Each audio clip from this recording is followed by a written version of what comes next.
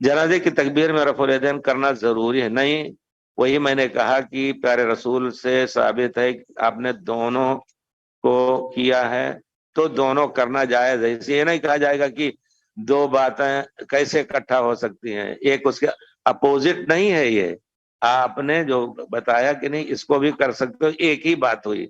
गोया आपने अपनी सुन्नत बता दी कि जायज है दोनों। कितने मसाइल ऐसे हैं जिनको दो तरह से अदा किया जा सकता है, उसको कबूल कीजिए, प्यारे रसूल की बिना पर है। ना कि इमाम शाफी ने कहा है कि ये चीज जायज है, इमाम अबू हनीफा का नहीं जायज है। यहाँ कहा जाएगा कि एक चीज या तो जायज होगी या ना जायज होगी। तो जरूरी नहीं है, आप चाहें तो करें, लेकिन मैं आपको बताऊं इंशाअल्लाह कि कभी कर लें और कभी ना करें, क्योंकि प्यारे रसूल से ये भी हदीस में नहीं आया कि आपने रफुल यदैन किया। हजरत अब्दुल्लाह इब्न उमर रज़ी अल्लाह ताला ने रफुल यदैन किया, और वो बताते हैं कि वो बहुत ही मुत्तबे सुन्नत है। प्यारे रसूल को देखा होगा उन्होंने, तो अभी कभी आप कर लेने के जायज समझे, कभी ना करें। ये अगर कोई उठा रहा है हाथ तो उसको गुमराह ना कहें बस।